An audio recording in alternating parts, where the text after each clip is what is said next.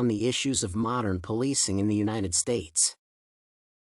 It is important to note that the current state of policing in the United States has become problematic with key issues in regard to the use of excessive force, lethal force, intense profiling, and racial bias. Although there are many problems in addition to those stated above, these tend to be the most addressed within debates and discussions in the public sphere. 3 eras of development and establishment of the police were the political era, the professional or reform era, and the community policing era. They heavily impacted the current state of law enforcement with its inherent issues and challenges. The main recommendation is to focus on 3 core efforts: problem solving, organizational transformation, and community partnerships. The modern framework of policing in the United States is a direct outcome of its historical development, which took place in 3 distinct eras of policing.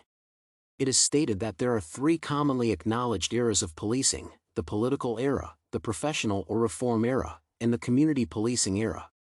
During the political era, policing was mainly under the control of politicians rather than being a separate law enforcement institution. The political era was followed by reforms to utilize technology and sophisticated systems to address crime and other issues. For community policing, the responsibilities of policing expanded to include community-related issues with an element of decentralization and a problem-oriented approach.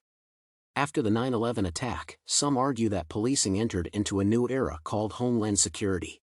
Intelligence became an integral part of nationwide as well as regional security efforts, with law enforcement playing a vital role in the process. Reflecting on the historical development of law enforcement in the United States, it becomes more apparent why the stated problems exist in the first place. It is stated that the political era, which is generally associated with a time prior to the 20th century, refers to a period when the police were under the control of politicians.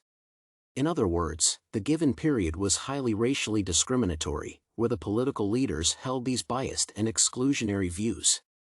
Therefore, police serving the politicians embodied racial bias.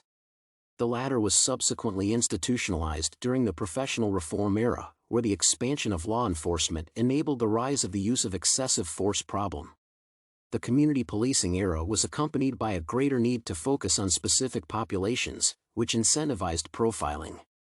The use of intelligence accompanied by the latest stage intensified the issue to newer heights. Therefore, change is necessary and critical to ensure that law enforcement officers are responsible for their use of force, community policing, and diversity. The core recommendation is to focus on 3 main efforts, which include problem solving, organizational transformation, and community partnerships. Firstly, the police need to become a partner of the community, which can be done by partnering with the community leaders as a priority. The leadership representing a specific community needs to have a voice in how policing is done. Secondly, organizational transformation refers to the elimination of long-held biases and profiling, especially hurting minorities. These efforts require internal policies and revised training frameworks to educate law enforcement officers to become less biased and discriminatory. Thirdly, the problem-solving aspect is about focusing on specific issues instead of people.